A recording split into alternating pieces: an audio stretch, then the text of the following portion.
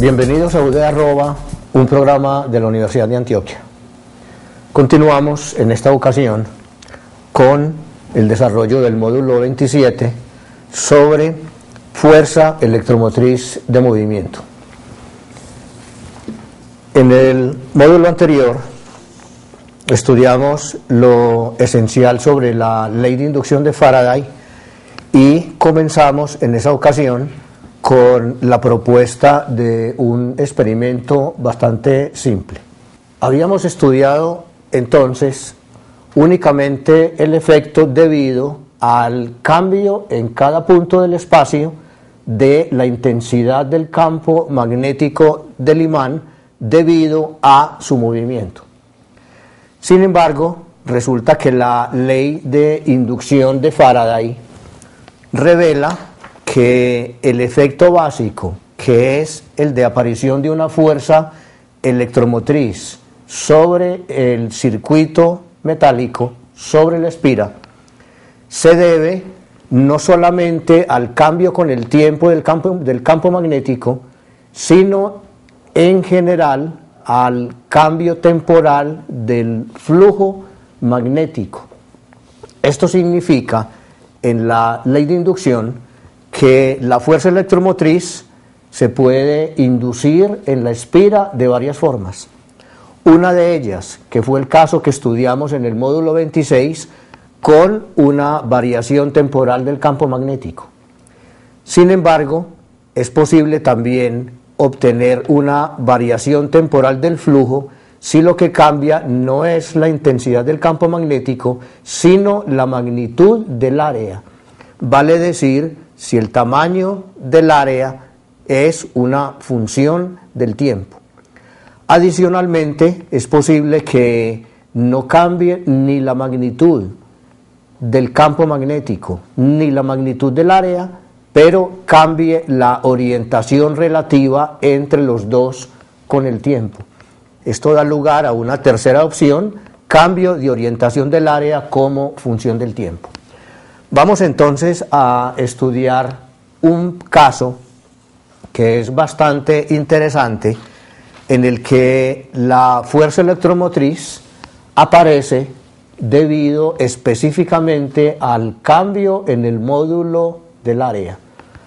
Observen la plantilla que tenemos aquí en este momento. Se trata de una varilla metálica con forma de U, sobre la cual se desliza con una velocidad v paralela a cada uno de los alambres laterales, se desliza hacia la derecha. La varilla colocada en dirección a B es también una varilla metálica. Resulta entonces que se coloca este artefacto en presencia de un campo magnético que esta vez es un campo constante en dirección y en magnitud. Y lo que vamos a tener entonces cambiando esta vez va a ser el área, que es esta que señalo con el bolígrafo, debido a que la varilla AB se mueve hacia la derecha.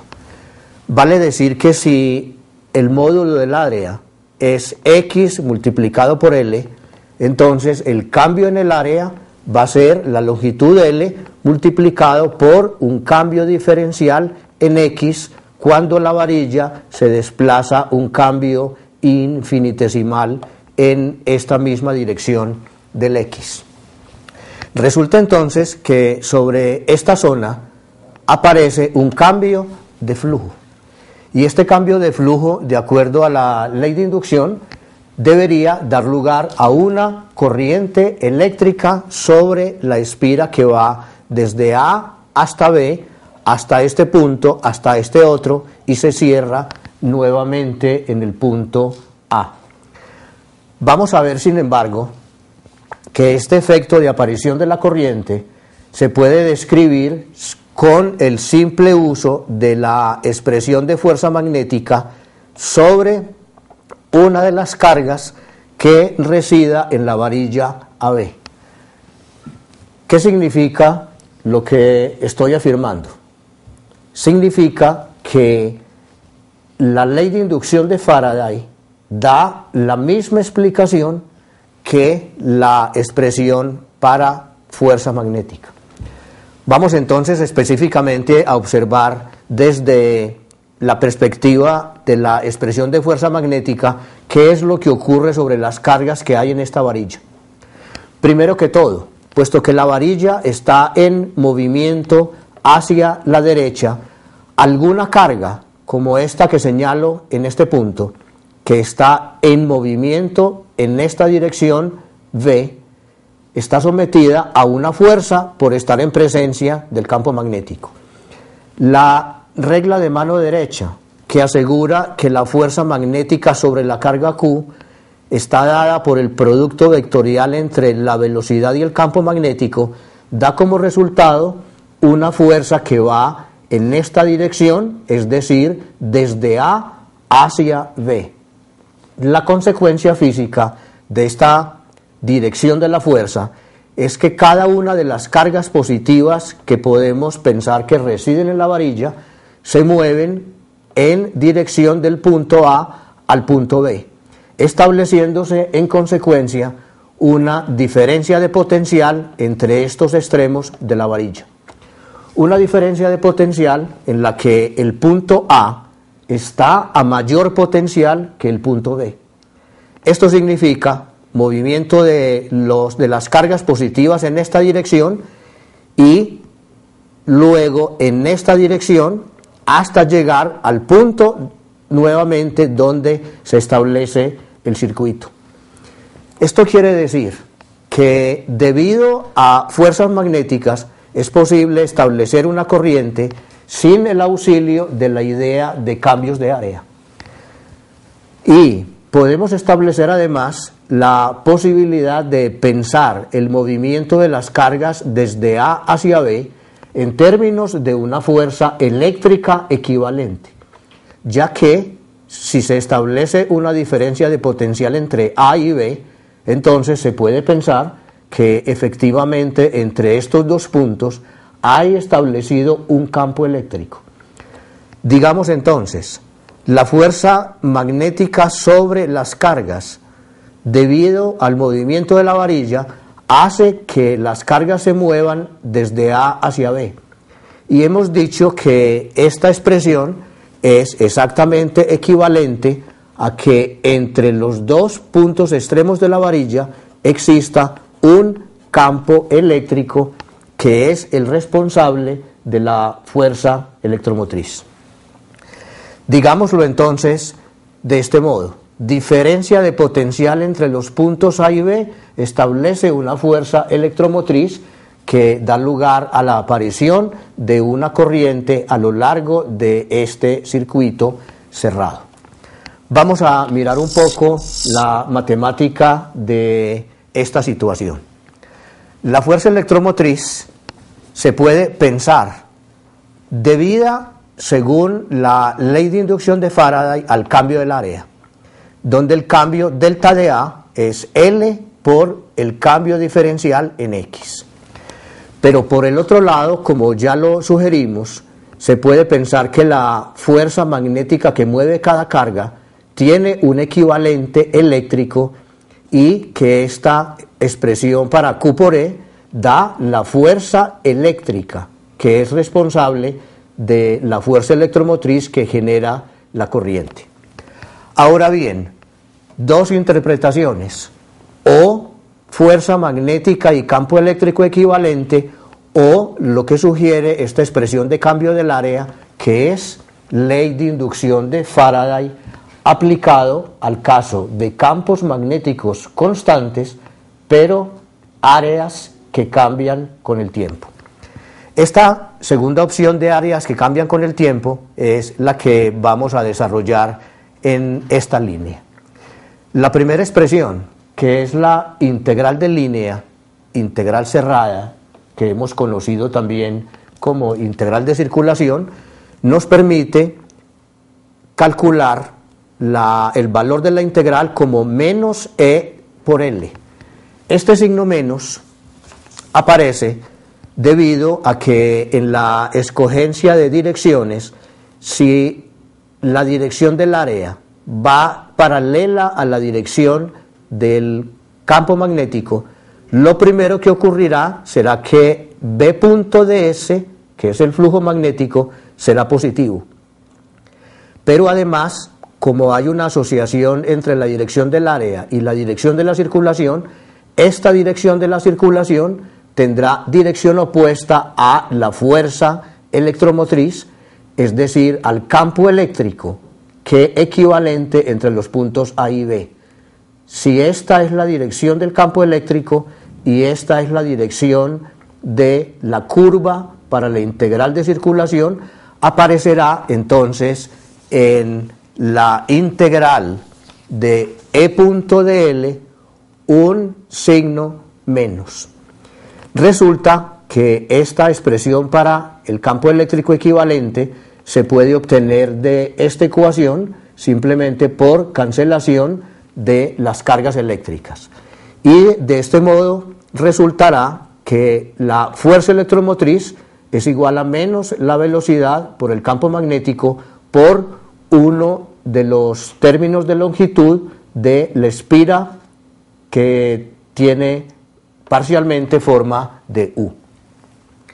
Ahora bien, si calculamos cuál es el cambio con el tiempo del flujo del campo magnético, vamos a tener entonces necesidad de calcular primero que todo el producto escalar B.dA y luego realizar la integración sobre el área del circuito cerrado. Puesto que el campo magnético y la dirección del área son paralelos, va a resultar que el producto escalar se simplifica hacia estos escalares, donde además de B resultará que el diferencial de área es, después de la integración, igual a L por X, como se ve claramente en la figura. L por X. Digamos entonces que al tomar la derivada temporal de este paréntesis, la única cantidad que es susceptible de derivación es X, y su derivada produce exactamente la velocidad de desplazamiento de la varilla. Obsérvese que este término, que ha sido obtenido mediante variación temporal del flujo magnético, es exactamente el negativo de este término que ha sido obtenido de la integral de circulación, que equivale a la fuerza electromotriz. Resulta entonces que la confrontación entre estas dos expresiones da lugar a que efectivamente podamos hacer una descripción de la aparición de la corriente en este anillo en U con la varilla en movimiento, no solo en términos de fuerza eléctrica equivalente, sino también en términos de la ley de inducción de Faraday. Ahora bien, una de las aplicaciones más importantes de estos conceptos tiene que ver con la construcción, con el diseño del generador eléctrico. En sesiones anteriores habíamos visto qué cosa era un motor eléctrico. Un motor eléctrico es un artefacto que se alimenta con corriente y que experimenta, como todas las corrientes, torques cuando se sumergen en campos magnéticos. Los motores eléctricos alimentados con corriente son entonces capaces de convertir energía de tipo eléctrico en energía mecánica. Un generador eléctrico es, en cierto modo, el mecanismo opuesto. Se trata de, en el caso más simple, de lograr que una espira metálica gire alrededor de un eje, en este caso un eje vertical, una espira cerrada metálica, mantenido su movimiento mediante algún artificio, usualmente el artificio que se utiliza para mantener una espira en movimiento y convertirla en el fundamento de un generador es la presencia de un chorro de agua proveniente de las partes altas de las montañas y enfocada de tal manera que actúa sobre las aspas de una rueda Pelton que a su vez es capaz de producir el movimiento de estas espiras metálicas. Una vez que las espiras metálicas están en movimiento bajo la acción de estas fuerzas externas, es entonces posible, como vamos a ver, generar corrientes. El aparato en su totalidad es entonces lo que se conoce como un generador de corriente, sea generador de corriente alterna o generador de corriente directa. El fundamento entonces es rotación de una espira cerrada. ¿Cómo podemos lograr concluir que se generan corrientes? Noten que en esta parte vertical el alambre tiene cargas que vamos a suponer positivas que se mueven en un sentido angular en esta dirección para las cargas que estén sobre esta porción vertical, y sobre esta porción vertical el movimiento es en la dirección opuesta. Si lo queremos mirar con un poco de más perspectiva, de más detalle, vamos a mirar la espira desde su parte superior, lo que estamos representando entonces en el dibujo correspondiente del lado derecho. Esta porción de alambre que sale del plano del papel viene a corresponder a esta porción izquierda. Observen ustedes que la fuerza magnética sobre cargas que haya en este alambre y que se mueven en esta dirección, en presencia de este campo magnético, tienen una acción que va ascendente, es decir, que provoca una corriente hacia arriba que señalamos entonces en este lugar con un punto que sale del plano del papel. Análogamente, si esta es la dirección de la velocidad correspondiente a esta dirección que va dando la vuelta en presencia del campo magnético, la regla de la mano derecha nos dice que la fuerza correspondiente experimentada por la carga es descendente. Vale decir que se genera una corriente que entra al plano del papel. La fuerza básica que necesitamos involucrar en estas acciones para producir la corriente es la forma magnética de la ley de Ampère. Podríamos equivalentemente, como lo vimos en minutos anteriores, utilizar la forma integral de la ley de inducción, pero es bastante más simple pensar en estos términos. Quiere esto decir que la forma en la que introducimos fuerza magnética sobre cargas de las porciones de la espira igual a Q por B por la velocidad por el seno del ángulo, permiten encontrar una expresión en términos de la velocidad angular. Noten que en este dibujo aparece una primera variable angular θ que es correspondiente al producto de omega t, ya que esto significa movimiento en esta dirección con el eje de rotación dado con la dirección de la mano derecha y movimiento de la espira en dirección contraria a las agujas del reloj. La expresión para fuerza magnética, teniendo en cuenta que la velocidad lineal es la velocidad angular por r y que θ es w por t, permite entonces, cuando se utiliza la idea de fuerza eléctrica equivalente que genera la fuerza electromotriz, calcular simplemente por cancelación de los términos en Q cuál es el valor del campo eléctrico equivalente que genera la fuerza electromotriz.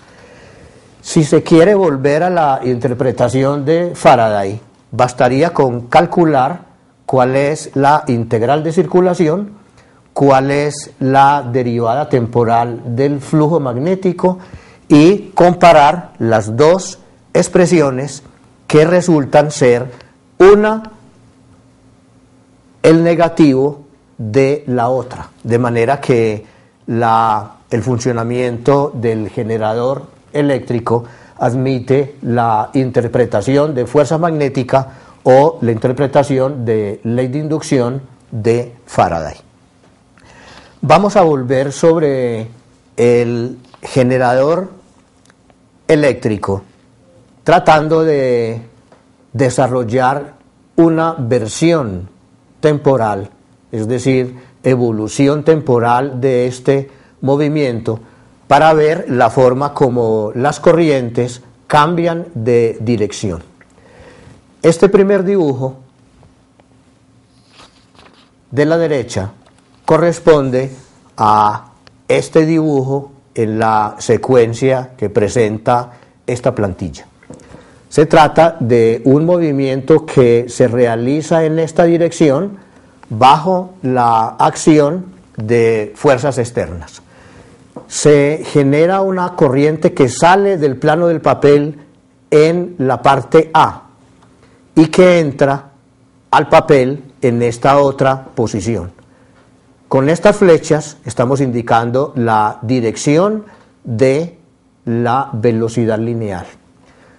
A medida que transcurre el tiempo, y este transcurso lo estamos señalando mediante el ángulo que forma la espira con la vertical y que aquí toma un valor de 90 grados, con esto entonces indicamos que el punto A, donde sale corriente, es este punto A ahora, donde sale corriente, aquí entra la corriente, la evolución temporal, el giro quiero decir, continúa en esta dirección y ahora este punto está en esta posición mientras la porción por donde sale corriente A llega a ser entonces este punto A y continúa el movimiento hasta que esta porción de alambre sencillamente toma una posición de 180 grados.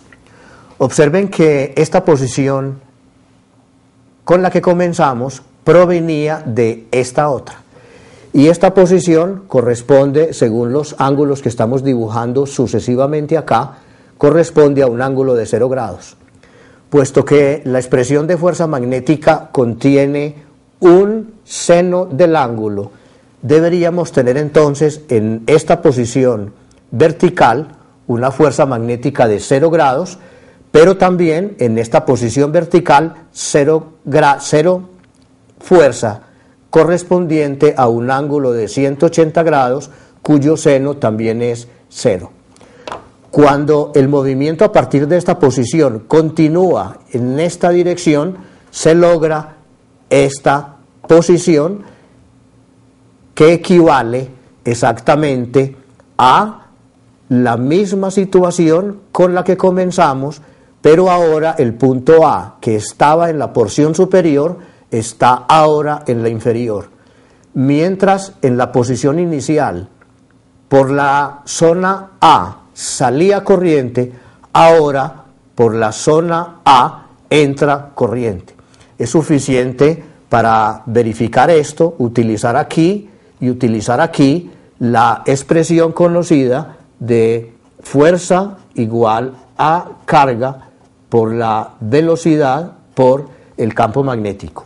Y se comprobará muy fácil que transcurridos 180 grados se ha invertido en el punto A la dirección de la corriente. Este punto en el tiempo se convierte en este otro y el ciclo se repite, puesto que esta situación y esta situación son enteramente equivalentes. Lo que hemos mostrado acá es que es suficiente esperar un giro de la espira de 180 grados para que haya una inversión en la corriente. Cuando al comienzo la corriente sale, transcurrido medio ciclo, la corriente entra, ¿sí? Sale y entra. Un punto importante es cómo vamos a hacer la recolección de la corriente. Nuevamente tenemos acá la situación de la espira que gira alrededor de este eje vertical. Uno de los extremos de la espira, inicialmente en el dibujo comenzamos con una espira cerrada y no habíamos trazado los puntos por donde podíamos recolectar las corrientes, y lo que hemos hecho acá es abrir en la parte inferior de la espira una pareja de terminales para tenerla unida con un cilindro que gira con la espira, y a la otra terminal un cilindro más pequeño que también gira con ella, de manera que la espira y los dos pequeños cilindros son parte de un sistema que gira conjuntamente, mientras estas pequeñas escobillas solamente rozan los cilindros y están conectadas a alambres que permiten llevar la corriente al exterior. Lo importante de esta forma circular de recolección de corriente es que en esta situación, donde una de las terminales está permanentemente fija a un cilindro metálico y la segunda permanentemente fijo a uno diferente, con escobillas que simplemente rozan los cilindros, dan lugar a que la corriente que sale por estos terminales sea una corriente de tipo alterno. Vale decir, cuando la corriente sale por esta posición, a veces la corriente va en una dirección en la espira y durante el otro medio periodo va en la dirección contraria, por lo cual esta corriente de salida fluctúa entre una dirección que podemos llamar positiva y una dirección que podemos llamar negativa. Esto es exactamente lo que se conoce por definición como una corriente alterna. Si en vez de esto las terminales de la espira están conectadas de manera que una terminal va a medio círculo conductor y la otra terminal a otro medio círculo conductor, que están unidos a la espira como un elemento rígido, pero con los elementos que son las escobillas simplemente frotando las láminas metálicas. En esta situación, donde tenemos no dos cilindros sino dos semicilindros, el resultado va a ser una corriente que nunca cambia de signo, es decir, que puede cambiar de magnitud, pero que siempre se mantiene sobre la parte superior del eje horizontal, lo que significa que es una corriente continua. Continua no significa corriente directa, es decir, corriente constante. Continua significa diferencia con alterna. Mientras la alterna cambia de dirección la corriente, en la continua cambia la corriente de magnitud, pero siempre la corriente va en la misma dirección, en este caso dirección positiva. Con esto terminamos lo correspondiente al módulo 27. Después de la lectura de estos temas, el estudiante deberá estar en capacidad de responder a las siguientes preguntas.